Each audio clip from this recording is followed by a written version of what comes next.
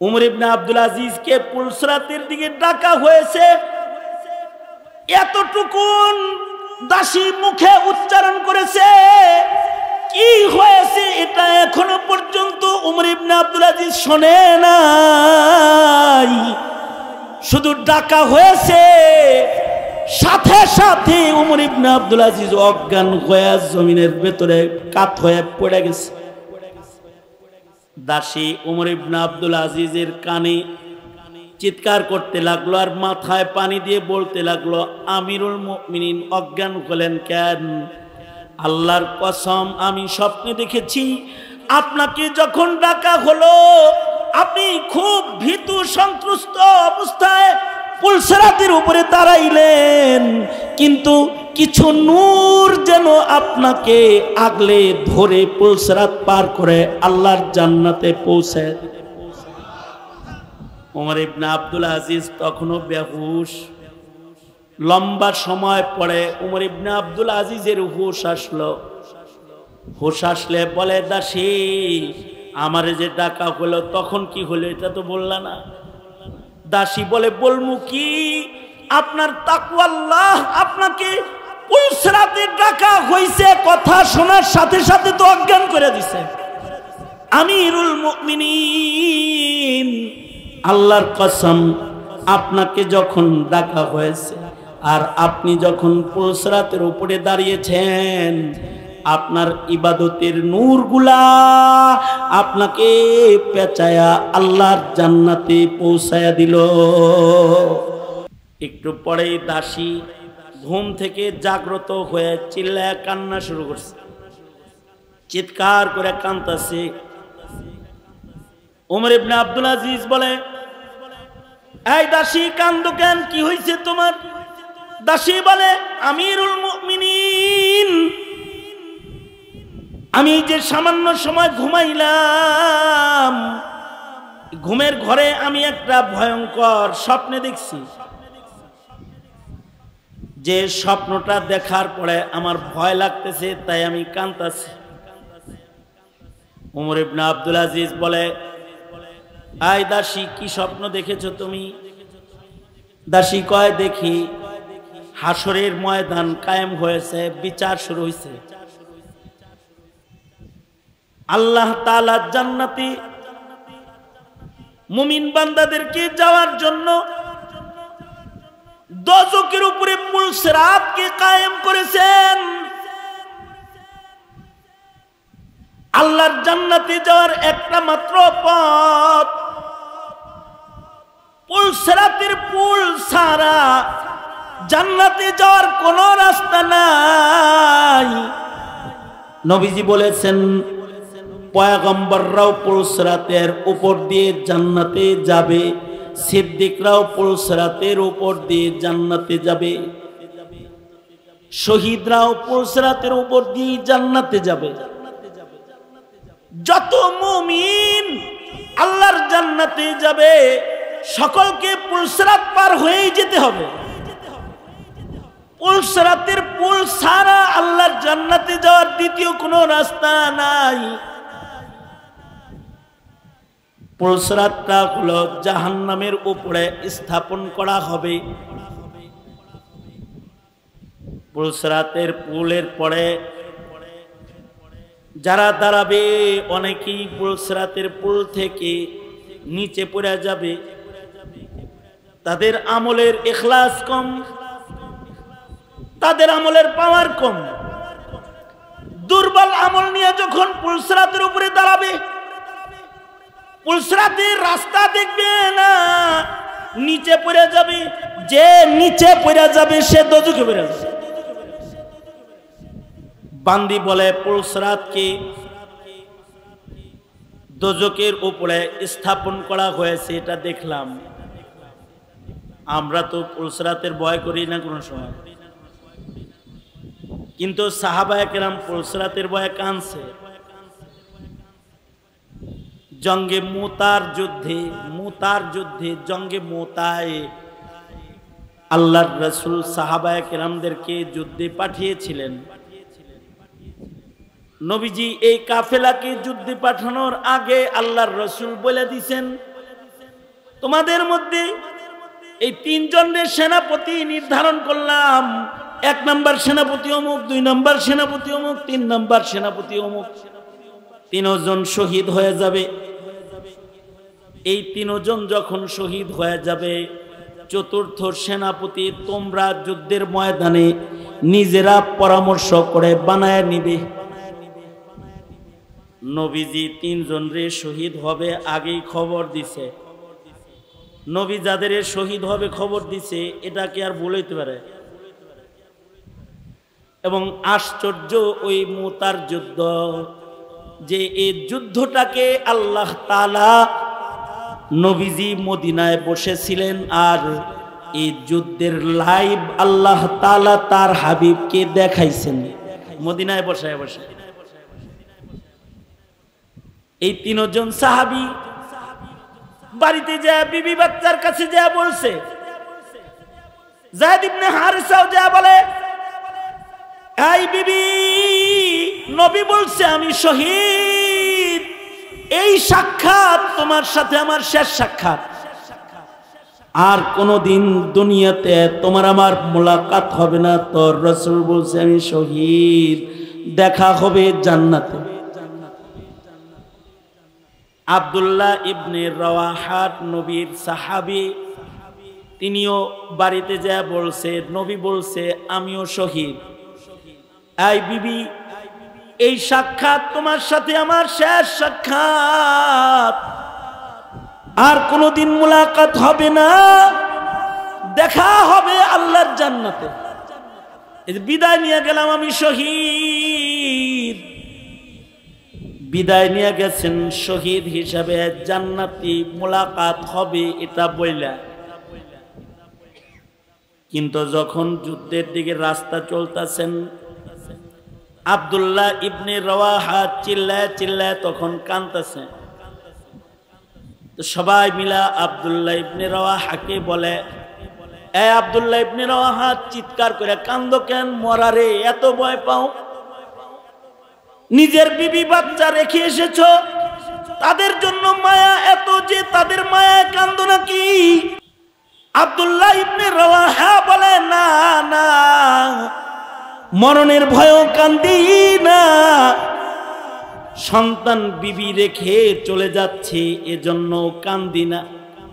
এখন কাঁদতেছি একটা ভয়ে, সেটা হলো আমি শহীদ তো হব, কিন্তু আল্লাহর রাসূল বলেছেন পুলসিরাত পার না হয়ে কেউ আল্লাহর জান্নাতে যাইতে পারবে না। কেমন শহীদ যে আমি হব, আমার শাহাদাতের আলো দিয়ে কি আমি পুলসিরাত পার হইতে পারমুনি? এই ভয়ে কান্তাছি, যদি আবার পাও ফসকে নিচে পড়ে যাই তো পুলসিরাতের নিচেই তো জাহান্নাম। এটা হলো তাকওয়াল্লাহ। আর আল্লাহ বলে জান্নাত উইদ্দাত লিল মুত্তাকিন, জান্নাত মুত্তাকিদের জন্যই বানানো হয়েছে। দাসী বলে, উমর ইবনে আব্দুল আজিজ, দেখলাম যে হাসর ময়দান কায়েম হয়ে গেছে আর পুলসিরাতকে জাহান্নামের উপরে স্থাপন করা হয়েছে, এক একজন করে পুলসিরাতের পুলের উপরে ডাকা হইতেছে। কারে ডাকা হইল? প্রথম সর্বপ্রথম যাকে ডাকা হলো পুলসিরাতের পুলের উপরে, প্রথম ডাকা হলো আব্দুল মালিক বিন মারওয়ান। আপনার পূর্বের যে খলিফাতুল মুসলিমিন একজন ছিল, তারে ডাকা হইল। আব্দুল মালিক বিন মারওয়ান, তাকে ডাকা হলে সে পুলসিরাতের উপরে গিয়ে দাঁড়ালো। দাঁড়ানোর পরে কিছু দূর হাঁটার পরেও তার পা কাঁপতে শুরু করল। আর মালিক ইবনে মারওয়ান, আব্দুল মালিক বিন মারওয়ান, সে দোজখের ভিতরে পড়ে গেল। খলিফাতুল মুসলিমিন শাসক ছিল, রাষ্ট্রপ্রধান ছিল, কিন্তু মালিক ইবনে মারওয়ান দোজখের ভিতরে পড়ে গেল। উমর ইবনে আব্দুল আজিজ আটকে উঠলেন, বললেন তারপরে কি হলো? তারপরে তার সন্তান ওয়ালিদ ইবনে আব্দুল মালিক বিন মারওয়ানকে ডাকা হলো। ওয়ালিদ বিন আব্দুল মালিক বিন মারওয়ানও পুলসরাতের উপরে যে দাঁড়ালো। কয়েক কদম হাঁটার পরে তার পা পিছলে গেল, আর পুলসরাত থেকে কাঁপতে কাঁপতে সে দোজখের আগুনে পুড়ে গেল।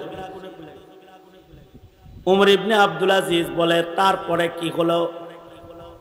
তারপরে সুলাইমান বিন আব্দুল মালিক বিন মারওয়ান, আরেক খলিফা যে তারে ডাকা হলো, সে যখন পুলসরাতের উপরে দাঁড়াইলো, সে হাঁটার জন্য চেষ্টা করতেই তার পা ফসকে গেল, আর সেও দোজখের উপরে পড়ে গেল। ওমর ইবনে আব্দুল আজিজ রহমতুল্লাহ আলাইহি ঘামতেছেন আর বলতেছেন, তারপরে কি হলো? দাসী বলে, তারপরে আপনাকে ওমর ইবনে আব্দুল আজিজ বলে ডাকা হলো। ওমর ইবনে আব্দুল আজিজকে পুলসরাতের দিকে ডাকা হয়েছে। এতটুকুন দাসী মুখে উচ্চারণ করেছে, কি হয়েছে এটা এখনো পর্যন্ত ওমর ইবনে আব্দুল আজিজ শোনে নাই। শুধু ডাকা হয়েছে, সাথে সাথে ওমর ইবনে আব্দুল আজিজ অজ্ঞান হয়ে জমিনের ভেতরে কাত হয়ে পড়ে গেছে। দাসী ওমর ইবনে আব্দুল আজিজের কানে চিৎকার করতে লাগলো আর মাথায় পানি দিয়ে বলতে লাগলো, আমিরুল মুমিনিন অজ্ঞান হলেন কেন? আল্লাহর কসম, আমি স্বপ্নে দেখেছি আপনাকে যখন ডাকা হলো, আপনি খুব ভীতু সন্ত্রস্ত অবস্থায় পুলসরাতের উপরে দাঁড়াইলেন, কিন্তু কিছু নূর যেন আপনাকে আগলে ধরে পুলসরাত পার করে আল্লাহর জান্নাতে পৌঁছে। ওমর ইবনে আব্দুল আজিজ তখনও বেহুশ। লম্বা সময় পরে ওমর ইবনে আব্দুল আজিজের হুশ আসলো। হুশ আসলে বলে, দাসী আমারে যে ডাকা হলো তখন কি হলো এটা তো বললা না। দাসী বলে, বলমু কি? আপনার তাকওয়াল্লাহ আপনাকে পুলসরাতে ডাকা হইছে, কথা শোনার সাথে সাথে তো অজ্ঞান করে দিছে। আমিরুল মুমিনিন, আল্লাহর কসম, আপনাকে যখন ডাকা হয়েছে আর আপনি যখন পুলসরাতের উপরে দাঁড়িয়েছেন, আপনার ইবাদতের নূরগুলা আপনাকে পেঁচায়া আল্লাহর জান্নাতে পৌঁছায়া দিল। হাজার হাজার মাইল দূরে ইন্তেকাল করলেন ওমর ইবনে আব্দুল আজিজ, আর হাজার হাজার মাইল দূর থেকে এক বুড়ি চিৎকার করে বলে, আমিরুল মুমিনিন ওমর ইবনে আব্দুল আজিজ ইন্তেকাল করছেন। খবর দিয়ে দিল এলাকায়। কয়েকদিন পরে খলিফাতুল মুসলিমিনের কার্যালয়ের পাশ থেকে এক বাণিজ্যিক কাফেলা গ্রামে চলে গেল। ওই কাফেলার কাছে এলাকাবাসী জিজ্ঞাসা করে, আমিরুল মুমিনিন কেমন আছে? তো কাফেলা বলল, আমিরুল মুমিনিন তো অমুক দিন মারা গেছে। আমিরুল মুমিনিন যে অমুক দিন মারা গেছে আমরা তো গ্রাম থেকে আগেই জানি। তারা বলে, আমিরুল মুমিনিন মারা গেছে তোমরা কেমনে জানলে? অমুক বুড়ি সে চিৎকার করে বলছে আমাদেরকে খবর দিয়েছে আমিরুল মুমিনিন নাই। সবাই মিলা বৃদ্ধাকে ধরল, আমিরুল মুমিনিন নাই, বাস্তবে তো নাই, তুমি জানলা কেমনে? মহিলা বলে, আমি নদীর ঘাটে গেলাম, খলিফা ওমর ইবনে আব্দুল আজিজের শাসন আমলে বহুবার বাঘ আর ছাগলকে আমি এই চোখে এক ঘাটে পানি পান করতে দেখেছি। বাঘ ছাগলের উপরে আক্রমণ করে নাই। আজকে 2.5 বছর পরে হঠাৎ করে বাঘ ছাগলের রক্ত পান করতেছি। বুঝতে আর দেরি হয় নাই আমার যে আমিরুল মুমিনিন নাই। ওমর ইবনে আব্দুল আজিজ বাঁচা থাকলে বাঘ ছাগলের রক্ত পান করার সাহস পাইত না। এই যে বাঘ ছাগলের রক্ত খাইতেছে, এটা দেখাই বুঝছি ওমর ইবনে আব্দুল আজিজ নাই। এইরকম একজন খলিফাতুল মুসলিমিন ছিলেন ওমর ইবনে আব্দুল আজিজ রহমতুল্লাহ আলাইহি। গুনাহ মুক্ত জীবন ছিল, ইবাদত এত বেশি ছিল। কিছু মানুষ তো ইন্তেকাল করার পরে, কিছু মানুষ মরে গেলে ইন্তেকাল করার পরে তাদের গায়ের থেকে খুশবু বের হয়। যেমন ওয়াইসুল কারনি রহমতুল্লাহ আলাইহি মায়ের খেদমত করছেন। ওয়াইসুল কারনি নবীজির যুগ পাইছেন, জমানা পাইছেন, কিন্তু নবীজি ওনাকে নির্দেশ করছেন, চিঠি পাঠাইছে, হযরত আমি পয়গম্বর আল্লাহর নবী আপনার কাছে আসতে চাই, কিন্তু মা অসুস্থ, আসমু? নবীজি বললেন না, মার খেদমত করো। মার খেদমত করছে ওয়াইসুল কারনি। নবীজি ওয়াইসুল কারনির ব্যাপারে ভবিষ্যৎ বাণী দিয়ে গেছেন এবং নবীজি হযরত ওমরকে বলেছেন ওয়াইসুল কারনির কাছ থেকে তুমি দোয়া নিও। কারন এলাকা থেকে কোন কাফেলা মদিনাতুল মুনাওয়ারাতে আসলে হযরত ওমর দৌড়ে ওই কাফেলার কাছে যাইতেন, যা বলতেন তোমরা কারন এলাকা থেকে আসছো, তোমাদের মাঝে কি ওয়াইস আছে নাকি? কয় না। যদি বলতো হ ওই যে ওয়াইস, তো হযরত ওমর যায় তাড়াতাড়ি ধরে দোয়া লইতেন। কারণ মায়ের খেদমত করতে করতে ওনার মুখ মুস্তাজাবুদ দাওয়া হয়ে গেছে, যা দোয়া করতো সব আল্লাহর কাছে কবুল হয়ে যেত। আশ্চর্য হলো, হজের সফরে রওনা করছেন আর হজের সফরের রাস্তায় মারা গেছে। মাম্মাতা ফি তরিকিল মক্কা কিতাব আছে, কারা কারা হজের সফরে রাস্তায় মারা গেছে। যারা হজের সফরে রাস্তায় ইন্তেকাল করেছেন তাদের মধ্যে একজন হলেন ওয়াইসুল কারনি। রাস্তার মাঝখানে ইন্তেকাল করেছেন মরুভূমিতে। কিন্তু ওনার সাথীরা যখন ওনার গোসল দিতেছে, পানি তালাশ করতেছে, পানি তালাশ করতে কিছু দূর যাওয়ার পরে কুদরতি ভাবে মরুভূমির ভেতরে তালাব পাওয়া গেছে, মানে পানি পাওয়া গেছে এবং পানিগুলো তালাবের থেকে উঠায় তাড়াতাড়ি নিয়ে আসছে। অথচ এই পথ দিয়ে আগে আসছে, তখন এই তালাব নজরে আসে নাই। পানিগুলো আনছে, আনার পরে পানি গরম করবে, গরম করার জন্য আগুন তালাশ করতেছে, তো হাত দিয়ে দেখে যে পানি অটোমেটিক গরম আছে। এ পানি দিয়া যখন ওয়াইসুল কারনিকে গোসল দেওয়া আরম্ভ করেছে, হাত পায়ের যেখানে ঘষা দেয়, মাইয়িতের দেহের ভিতর থেকে মিস্কের ঘ্রাণ বের হয়। মিস্কের ঘ্রাণ বের হইতেছে। কাফন পড়াইছে, কাফনের ভেতরেও মিস্কের ঘ্রাণ কুদরতি ভাবে পড়ছে। যখন ওনার কবর খুঁড়তেছে, কবর এক কোদাল মাটি তুললে মনে হয় যেন যে 10 কোদাল মাটি সইরা পড়ে। কবর অটোমেটিক হইতেছে। কবরের ভেতরে যখন সাথীরা 4 জন নেমে কবরের মাটিগুলো ঠিক করতেছে, এই কবরের মাটি যেখানে লাগতেছে মাটির থেকে মিস্কের ঘ্রাণ আগেই বাইর হইতেছে। জমিনে এমন কিছু মানুষ আছে যাদের নেক আমলের কারণে এরকম আখিরাত তাদের এত সুন্দর, তাদের মধ্যে উমর ইবনে আব্দুল আজিজ অন্যতম একজন। উমর ইবনে আব্দুল আজিজের জামার সাথে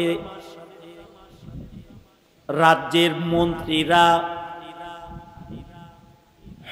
হুকুমতের লোকেরা তাদের জামা ধোয়ার জন্য ধোবির কাছে দিত। ধোবি বলতো, উমর ইবনে আব্দুল আজিজের জামার সাথে নিজের জামা ধুইতে চান কেন? উমর ইবনে আব্দুল আজিজের জামায় যে উমর ইবনে আব্দুল আজিজের গায়ের ঘাম লাগে, এই ঘামওয়ালা জামার সাথে যে জামাটা ধৌত করা হয়, কমপক্ষে 40 দিন পর্যন্ত এই জামা থেকে মিশকের ঘ্রাণ বের হয়। ইবাদতের কারণে তাদের গায়ের থেকে খুশবু বেরিত সবসময়। ইমামে বুখারী রহমতুল্লাহ আলাইহি সেই কবে ইমাম বুখারীকে কবর দেওয়া হয়েছে, এখনো ইমাম বুখারী রহমতুল্লাহ আলাইহির কবর থেকে মিশকের ঘ্রাণ বের হয়, ঘ্রাণ বের হয়। এরা হলো আখিরাত কনফার্মকারী, আমাদের বাপ দাদা পিতৃপুরুষ, উলাইকা আবাই, এরা আমাদের বাপ দাদা।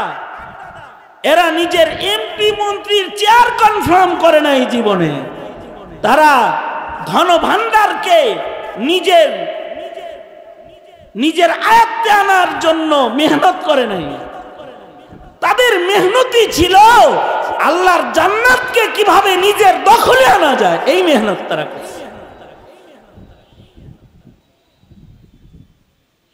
এই উমর ইবনে আব্দুল আজিজ রহমাতুল্লাহ আলাইহি, ইমামে গাজ্জালী রহমাতুল্লাহ আলাইহি ইহয়া উলুমুদ্দিনের ভেতরে ঘটনা আনছেন। উমর ইবনে আব্দুল আজিজ রহমাতুল্লাহ আলাইহি একদিন রাতের বেলায় তাহাজ্জুদের নামাজ পড়তেছে। রাতের বেলায় উমর ইবনে আব্দুল আজিজ তাহাজ্জুদ পড়তেছেন। উমর ইবনে আব্দুল আজিজ রহমাতুল্লাহ আলাইহির একটা দাসী বান্দি শেষ রাত্রিতে উমর ইবনে আব্দুল আজিজকে তাহাজ্জুদের পানি রেডি করে দিত। নামাজ শেষ করলে ফজরের আগে ওনাকে নাস্তা করাইত। উমর ইবনে আব্দুল আজিজ রহমাতুল্লাহ আলাইহি তাহাজ্জুদের নামাজে দাঁড়িয়ে আছেন। ওই সময় দাসী বান্দির আমল ছিল। মুসলমান কাফের যুদ্ধ হইলে কাফেরদের ভেতর থেকে যদি কাফেররা গ্রেফতার হইতো, তো এরা মুসলমানদের কাছে দাস দাসী হিসেবে থাকতো। দাসী উমর ইবনে আব্দুল আজিজের পেছনে দাঁড়ায় দাঁড়ায় নামাজ পড়তেছে। কিন্তু উমর ইবনে আব্দুল আজিজের নামাজ লম্বা নামাজ, রুকু সেজদা অনেক লম্বা। দাসী সংক্ষিপ্ত তাহাজ্জুদ পড়ে পেছনে কাত হয়ে রয়েছে। ওই যে কাত হয়ে রয়েছে, এর ভিতরে দাসী ঘুমায় পড়ছে। উমর ইবনে আব্দুল আজিজ রহমাতুল্লাহ আলাইহি নামাজ পড়তেছেন, দাসী ঘুমায় পড়েছে।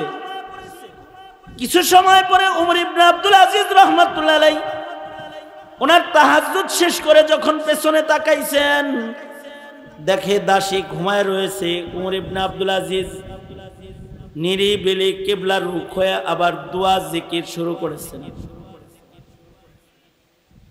একটু পরেই দাসী ঘুম থেকে জাগ্রত হয়ে চিল্লায় কান্না শুরু করছে, চিৎকার করে কাঁদতেছে। উমর ইবনে আব্দুল আজিজ বলে, রাজা বাদশাহ হলে জান্নাত পাওয়া যায় না, সালমান এফ রহমানের মতো কালো টাকার মালিক হলে জান্নাত কেনা যায় না। ক্ষমতার বাহাদুরি অথবা মোরলগিরি দিয়া জান্নাত কেনা যায় না। জান্নাত কিনতে হয় একমাত্র ধন তাকওয়াল্লাহ দিয়া, খোদা ভীতির দ্বারায়। যার খোদা ভীতি যেমন হবে তার জান্নাতের মর্যাদা তেমন হবে। ইন্না আকরামাকুম ইনদাল্লাহি আতকাকুম, তোমাদের ভেতরে যে বড় মুত্তাকি তার জান্নাত তত বড় হবে। আল্লাহু আকবার কাবীরা। যে যত মুত্তাকি হবে তার জান্নাত তত বেশি বড় হবে। এদেশের আলেমরা এমপি হওয়ার মন্ত্রী হওয়ার রাজনীতি করেন, তো বলবেন কিসের রাজনীতি করে? তারা তাকওয়ার রাজনীতি করে। এদেশের উলামায়ে কেরাম মন্ত্রী হওয়ার লেগে ভোট চায় না, এমপি হওয়ার লেগে ভোটও চায় না। এদেশের আলেমরা জান্নাত পাওয়ার জন্যই ভোট চায়। তারা রাজনীতিও করে মানুষদেরকে জান্নাতের দিকে নেওয়ার জন্য। কারণ কি? যখন তাগুতি শক্তির বল প্রয়োগ করে যারা দাদাদের শেল্টারে মুসলমানের মাটিকে যখন নাস্তিকতার চাষাবাদের ক্ষেত্র বানাতে চায়, অথবা দ্বিতীয় বৃহত্তর মুসলিম দেশের মুসলমানদের বাপ দাদার ভিটাকে হিন্দুত্ববাদের চাষাবাদের আখড়া যখন ক্ষমতায় বসে বসে কেউ বানাতে চায়, তখন আলেমরা ক্ষমতার চেয়ার দখল করে নিজের পিতৃপুরুষদের রেখে যাওয়া আমানতকে হেফাজত করতে চায় মাত্র। ক্ষমতার জন্য রাজনীতি না, এই রাজনীতিও আল্লাহর জান্নাতের পথ খোলার জন্য। এই দেশের মৌলবীদের, আপনারা যারা গণতন্ত্রের ভোটের রাজনীতি যারা করেন, তারা মনে করবেন না যে মৌলবী এখন চেয়ারম্যানিতে খারাইছে রে, এমপিতে খারাইছে। মনে হয় এমপি হওয়ার শখ জাগছে। এমপি হওয়ার শখ জাগে নাই। আপনাদেরকে এমপি মন্ত্রীর চেয়ার তো আমাদের বাপ দাদারা আগের থেকেই দিয়ে রাখছে। আমরা তো মসজিদের মিম্বরেই বসা ছিলাম অথবা মেহরাবেই বসা ছিলাম, কিন্তু আপনারা যে বাপ দাদার রেখে যাওয়া ইসলামের ভূমিকে হিন্দুত্ববাদ আর ইসকনের আখড়া বানাবেন, এটা তো আমাদের বাপ দাদারা টের পায় নাই।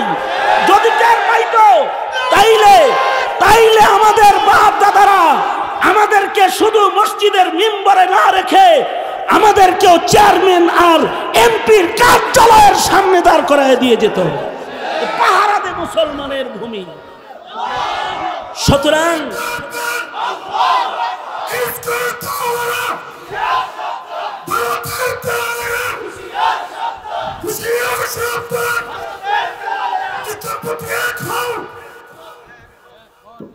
সুতরাং আমাদের মিশন যেটা, আমাদের মিশন কোন নেতৃত্বের চেয়ার নয়, আমাদের মিশন আল্লাহ পাকের জান্নাত। ঠিক কিনা? যারা আওয়াজ করে বলেন, আমাদের মিশন হলো জান্নাত পর্যন্ত পৌঁছতে হবে আমাদের। সুতরাং জান্নাত পর্যন্ত পৌঁছতে হলে তাকওয়াল্লাহ লাগবে। পরিপূর্ণ মুত্তাকি হয় এটা কঠিন কাজ। কিন্তু আমি একটা হাদিস আপনাদের সামনে পড়েছি, এমন কিছু গুণ আছে যেগুলো অর্জন করতে পারলে আপনার আমার হিসাব দিয়ে জান্নাতে যাওয়া লাগবে না। আল্লাহর রাসূল নিজে জিম্মাদার হয়ে আল্লাহর জান্নাতের গেটে পৌঁছায় দিবে। আমার নবী যদি আপনার আমার জিম্মাদার হয়, আর আপনাকে আমাকে যদি আল্লাহর নবী জিম্মাদারি লইয়া জান্নাতের গেটে পৌঁছায় দেয়, তাহলে সহজ হয়ে যাব না? আজ জোরে আওয়াজ করে বলেন, সহজ হয়ে যাবে না? নিজের আমল দিয়া, নিজের তাকওয়া দিয়া জান্নাতে যাওয়া তো কঠিন। কিন্তু আল্লাহর রাসূলের একটা মুবারক হাদিসের টুকরা আমি আপনাদের সামনে পেশ করেছি। আল্লাহর রাসূল বলেন, নবীজি বলেন, আনা জাঈমুন বিবাইতিন ফি ওয়াসাতিল জান্নাহ। আল্লাহর নবী বলেন, এরে আমার উম্মতেরা, আমি নবী নিজে তোর দায়িত্ব নিয়ে নিলাম, তোকে নিজ জিম্মায় আল্লাহর জান্নাতের মাঝখানে আল্লাহর কাছ থেকে একটা বাড়ি লয়ে দিব। এই আল্লাহর জান্নাতের মাঝখানের বাড়ির দাম কিরকম? জান্নাতের যে কোনো চিপায় চাপায় কানায় কানায় কেউ যদি 1 বিঘা জায়গা অথবা 1 হাত জায়গা অথবা একটা লাঠি রাখার জায়গারও মালিক হইয়া যায়, এই এতটুকুন মাটির দাম আল্লাহর কাছে কত? 7 আসমান জমিন ও এর মাঝখানে যা কিছু আছে সব কিছু বিক্রি করলেও 1 বিঘা জায়গার মূল্য হবে না। সুবহানাল্লাহ। আরো আস্তে করে বলেন সুবহানাল্লাহ। আরেকটু আস্তে করে বলেন, আরেকটু আস্তে করে বলেন সুবহানাল্লাহ। জান্নাতের ভিতরে কতটুকু? 5% প্লট, 1 বিঘা জায়গা, 1 বিঘা জায়গা জান্নাতের ভেতরে যে কোনো চিপায় চাপায় 1 বিঘা জায়গার মালিক কেউ যদি হইয়া যায়, তাহলে সে 7 আসমান জমিন এবং এর ভিতরে যা আছে সব কিছুর চাইতে দামি জিনিসের মালিক সে হয়ে গেল। আর যদি জান্নাতের মিডলে কোনো বাড়ির মালিক হয়, রাজধানীর মাঝখানের জায়গার দাম কম না বেশি? শিবপুরের চিপা চাপার জায়গা আর উপজেলার প্রপারের জায়গার দাম কম বেশ নাই? জান্নাতের চিপা চাপা আর জান্নাতের মিডলের জায়গার দাম কম বেশ নাই? জোরে বলেন কম বেশ নাই? আল্লাহর রাসূল বলেন আনা জাঈমুন বিবাইতিন ফি ওয়াসাতিল জান্নাহ। নবী বলেন জান্নাতের মাঝখানে তোমাকে আল্লাহর কাছ থেকে কমপ্লিট একটা বাড়ি আমি নবী তোমাকে আদায় করে দেওয়ার দায়িত্ব গ্রহণ করলাম। শর্ত হলো লিমান হাসানা খুলুকাহু, যে তার চরিত্র ভালো করবা তাকে আমি আল্লাহর জান্নাতের মাঝখানে বাড়ি আল্লাহর কাছ থেকে আদায় করে দিব। চরিত্র, চরিত্র তো অনেক ব্যাপক শব্দ। আরেক হাদিসে আল্লাহর রাসূল বলে, এই তুমি আমাকে 2টা অঙ্গের জামানত দাও, আমি তোমাকে জান্নাতের জামানত দিয়ে দিব। মা বাইনা লিহইয়াইহি ওয়া মা বাইনা রিজলাইহি, মুখের জামানত দাও, লজ্জাস্থানের জামানত দাও। 2টা জিনিস পবিত্র রাখবা, আমি নবী জামিনদার, জান্নাত তোমার ঠিকানা হবে। কারণ মুখ অপবিত্র যার, সব অপবিত্র তার। যার মুখে কালিমা আছে তার মুখ পবিত্র, যার মুখে মিথ্যা নাই, গীবত নাই, তোহমত নাই, খারাপ কথা নাই, তার মুখ পবিত্র। কিন্তু যার মুখের ভেতরে উল্টাপাল্টা কথা আছে তার মুখ অপবিত্র। যার মুখ অপবিত্র তার চরিত্রও অপবিত্র, চরিত্র নষ্ট। যেমন শেখ হাসিনা, শেখ হাসিনার মুখ কত খারাপ জানেন? শাপলা চত্বরে রাতের বেলায় বাতি বন্ধ করে দিয়ে ইমানের দাবি পালনকারী কিছু আলেম উলামা যারা খাতমে নবুয়াত রক্ষায়, নবীর ইজ্জত রক্ষা করতে শাপলা চত্বরে অবস্থান গ্রহণ করেছিল, বাতি বন্ধ করে রাতের আধারে গুলি করে বুক ঝাঁঝরা করে সেই হাফেজ আলেমগুলাকে হাসিনা মারল, শহীদ করল। ফজর হওয়ার আগে গরম পানি দিয়া রাস্তাঘাট ধৌত করে রক্ত সাফ করল। এরপরে সংসদে দাঁড়ায় জালেম বলল হুজুররা নাকি রং মাখায়া রাস্তায় ছুঁয়েছিল, সাউন্ড গ্রেনেডের আওয়াজ শুনে নাকি তারা উঠে দৌড় মেরেছে। শয়তান, মুখ কত খারাপ! লাশ গুম করলো, খুন করলো, জাতিকে স্বাধীনতার রক্ষার বাহানা দিল, আর স্বাধীনতা বিরোধী যারা তাদেরকে দমন করার এক স্লোগান তুলল, শাহবাগ কায়েম করলো, এদেশের আলেমদেরকে রাজাকার বলে গালি দিল। শেষ বেলায় মুখ খারাপ হতে হতে ছাত্র জনতাকেও রাজাকার বলে গালি দিল। ছাত্ররা যখন বুঝলো যে এটার মুখ যা, এটার ভেতর তো তার চাইতে বেশি খারাপ রে, দে ধাওয়া, দিল্লি পাঠায় দে, দিল্লি পাঠায় দিল। মুখ খারাপ তো চরিত্র খারাপ। এ কারণে আল্লাহর রাসূল বলেন, দুইটা অঙ্গের জমিনদার হও, আমি জান্নাতের জামানত নিয়ে নিব। মুখ ভালো করো, চরিত্র ভালো করো। আর যদি পূর্ণ চরিত্রই সুন্দর হয়ে যায়, তাহলে তো নবী বলেন, আনা জাইম বিবাইতিন ফি ওয়াসাতিল জান্নাহ। সুতরাং নিজেদেরকে পুত পবিত্র করতে, নিজেদেরকে পুত পবিত্র রাখতে দিন লাগবে, দিনই বুঝ লাগবে। আমাদের সন্তানদের চরিত্র নষ্ট করার জন্য ইসকন দাঁড়িয়েছে। আমাদের সন্তানদের চরিত্র নষ্ট করার জন্য মানবাধিকারের নামে সমকামীরা দাঁড়িয়ে গেছে। আমাদের সন্তানদের চরিত্র নষ্ট করার জন্য, আমাদের সন্তানদের জেনা ব্যভিচারের দিকে অগ্রসর করে দিতে তাদেরকে সেক্সুয়াল বই যত পড়ানো হয়, ইসলামের ইমান আমলের বই অত পড়ানো হয় না। এমনকি ধর্ম শিক্ষা না দিয়ে গান শিখানোর অপকৌশল যেভাবে রাখা হচ্ছে, আমাদের সন্তানদের চরিত্রকে কবর দেওয়ার জন্য এই অপকৌশলগুলো যারা করছে, এই অপকৌশলের এই নীল নকশাকে তছনছ করতে আলেমরা ডাক দিলে আলেমদের পাশে থাকতে হবে, জাতিকে বাঁচাইতে হবে। রাজি আছেন তো ইনশাআল্লাহ? আল্লাহ সকলকে কবুল আর মঞ্জুর করুন, আমিন। আমাদেরকে আল্লাহ তাআলা জান্নাতে যাওয়ার কৌশল অবলম্বন করার তৌফিক দান করেন, তাকওয়া অর্জনের তৌফিক দান করেন, তাহারাত অর্জনের তৌফিক দান করেন, চরিত্র অর্জনের তৌফিক দান করেন। ইমাম পরিষদকে আল্লাহ তাআলা কবুল মঞ্জুর করেন, আমিন।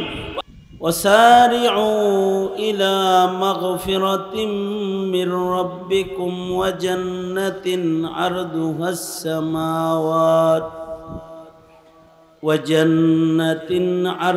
السماوات والأرض أعدت للمتقين. وقال النبي صلى الله عليه وسلم أنا زعيم ببيت في وسط الجنة لمن حسن خلقه أو كما قال عليه الصلاة والسلام. اللهم صل على محمد وعلى آل محمد كما صليت على إبراهيم وعلى آل إبراهيم إنك حميد مجيد. اللهم بارك على محمد وعلى آل محمد كما باركت على إبراهيم وعلى آل إبراهيم إنك حميد مجيد. ইমাম পরিষদ শিবপুর উপজেলা আয়োজিত মহতি ইসলামী মহার সম্মেলন 2025 সম্মেলনের মোহতারাম সাদার, উপস্থিত হজরত আইম্মায়ে মাসাজিদ, উলামায়ে কিরাম, সম্মুখপানে সমবেত দিন প্রিয়, ইসলাম প্রিয়, দিনদার ইমানদার মুমিন মুসলমান ভাইরা, বিশ্বজগতের মালিক, বিশ্ব প্রতিপালকের বিশ্ব দরবারে কালিমাত শকর যে মহান রব্বুল আলামিন উম্মতের উলামায়ে কিরামের আহ্বানে দ্বীনি জলসায় জান্নাতের বাগানে দাওয়াত ও তাবলীগের নিসবতে আল্লাহ তাআলা উলামাদের সোহবতে আসার বসার তৌফিক দান করেছেন। কালিমাতুশ শুকর পড়ি, শুকরিয়া আদায় করি মুহাব্বতে, ভক্তি ভরে, সমস্বরে সকলে মিলে বলুন আলহামদুলিল্লাহ। ওলামায়ে দ্বীন কথা বলেছেন, আরো ওলামা হযরতগণ কথা বলবেন। সূরা আলে ইমরান থেকে মশহুর আয়াতে কারিমা আপনাদের সামনে তেলাওয়াত করেছি। হাদিসের একটা অংশ নবী পাকের জবানের কথা আপনাদের সামনে পেশ করেছি। এগুলো সামনে করে কিছু কথা। মানুষ মনে করে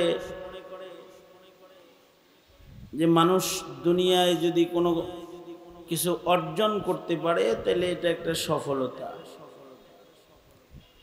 কেউ বিশ্বকাপ অর্জনের সফলতা উদযাপন করে, কেউ গোল্ড মেডেল পাইছে এটাকে সফলতা মনে করে, কেউ ভালো একটা বাড়ি বানাইছে এটাকে নিজের জন্য সফলতা মনে করে, কারোর একটা ব্যবসা বাণিজ্য দাঁড়ায় গেছে এটাকে মনে করে যে সফল হয়ে গেছে, সরকারি ভালো মানের একটা চাকরি হয়েছে এটাকে অনেকে মনে করে যে সে সফল হয়ে গেছে। বাল তুসিরুনাল হায়াতাদ দুনিয়া ওয়াল আখিরাতু খায়রু ওয়া আবকা। আল্লাহ বলেন এরা সফল না। সফল হলো তারা যারা জান্নাতে পৌঁছাটা নিশ্চিত করে ফেলছে, তারা হলো সফল। যতক্ষণ পর্যন্ত একজন মানুষের জান্নাতে যাওয়া কনফার্ম না করবে, নিশ্চিত না হবে, ততক্ষণ পর্যন্ত সফলতা নাই, ততক্ষণ পর্যন্ত দুশ্চিন্তা মুক্ত নাই। এমপি হওয়া, মন্ত্রী হওয়া এটা সফলতা না। দেশের প্রধানমন্ত্রী অথবা প্রেসিডেন্ট হওয়াও সফলতা না, এটা ক্ষণস্থায়ী। শেখ হাসিনা প্রধানমন্ত্রী ছিল, এখন আইলে জুতা দিয়ে বাইরেব মানুষ।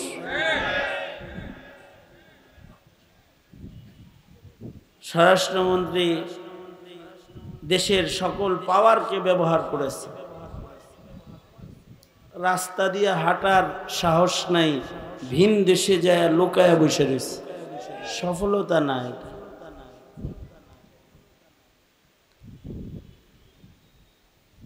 এ কারণে এইটার জন্য মেহনত, প্রতিযোগিতায় অংশগ্রহণ করা দুনিয়ার জন্য এটা বোকামি। জান্নাত লাভের জন্য প্রতিযোগিতা এটা হলো চালাক চতুরতা। এ কারণে আল্লাহ তাআলা বলেন তোমরা জান্নাত দখলের জন্য প্রতিযোগিতা করো। তোমাদের জিন্দেগির মেহনত, তোমাদের জিন্দেগির দৌড়াদৌড়ি, তোমাদের জিন্দেগির সর্বোচ্চ কোরবানি সব হবে আল্লাহর জান্নাত কামাই করার জন্য। যেই জান্নাতের সবচেয়ে ছোট জান্নাত যেটা আরদুহাস সামাওয়াত ওয়াল আরদ, আসমান জমিন যত বড় আল্লাহর একটা ছোট্ট জান্নাত অত বড়। আল্লাহ বলেন ওয়াসারিউ ইলা মাগফিরাতিম মির রাব্বিকুম ওয়া জান্নাতিন আরদুহাস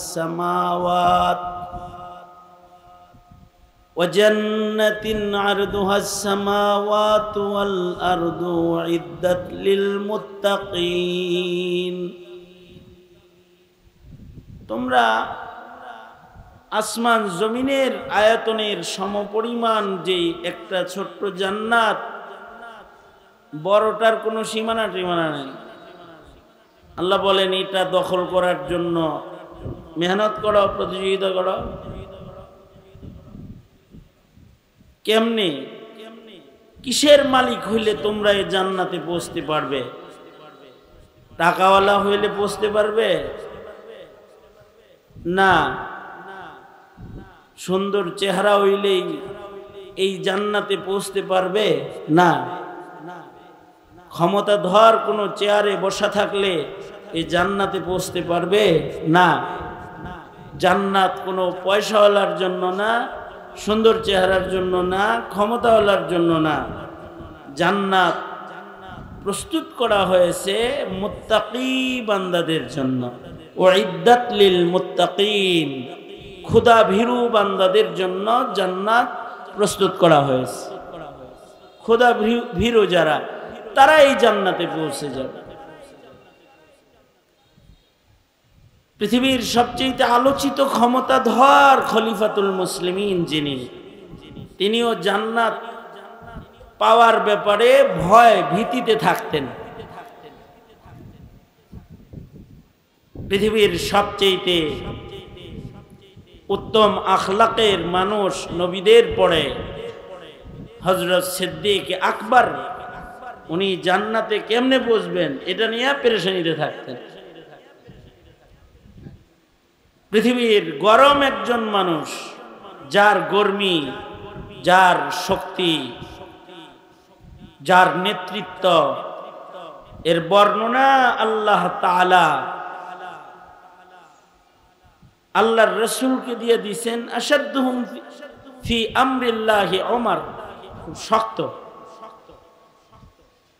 ভয়ঙ্কর মেজাজের মানুষ। কিন্তু যখন জান্নাত জাহান্নামের প্রশ্ন আসত, হযরত ওমর সব গর্মি নরম হয়ে যেত, পেরেশান হয়ে যেতেন। এই পৃথিবীর সবচেয়ে আলোচিত ক্ষমতাধর একজন খলিফাতুল মুসলিমিন হলেন ওমরে সানি, ওমর ইবনে আব্দুল আজিজ রহমতুল্লাহ আলাইহি। ওমর ইবনে আব্দুল আজিজ রহমতুল্লাহ আলাইহি মুসলিম জাহানের পঞ্চম খলিফা ওনাকে বলা হয়। ওমরে সানি, দ্বিতীয় ওমর বলা হয় ওনাকে। মুসলিম সাম্রাজ্যের আমিরুল মুমিনিন ছিলেন ওমর ইবনে আব্দুল আজিজ। তার ক্ষমতা আর তার খেলাফতের প্রভাব জমিনের শুধু মানব হৃদয়ে পড়ে নাই, তার ক্ষমতার প্রভাব জঙ্গলের হিংস্র প্রাণীর উপরেও পড়েছিল। তিনি যখন খলিফাতুল মুসলিমিন ছিলেন, তার জমানায় খালি মানুষ ভালো ছিল এরকম না। ওনার খেলাফত চলাকালীন সময়ে জঙ্গলের বাঘগুলা আক্রমণ করা ভুলে গেছিল। সুবহানাল্লাহ, আগামীকালকে বললেন।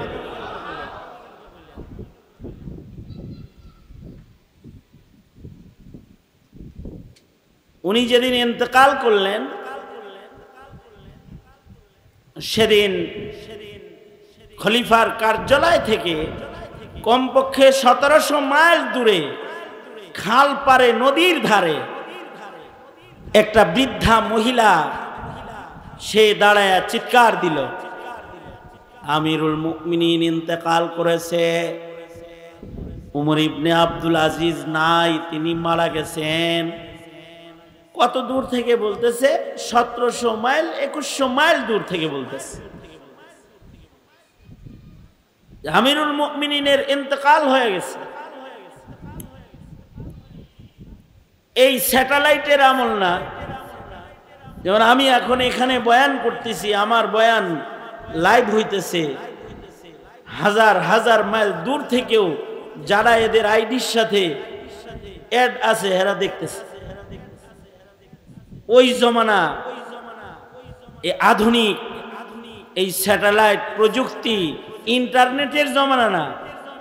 এক গ্রামের ঘটনা আর এক গ্রামে পৌঁছতে মাস লেগে যেত, খবর হইতো না।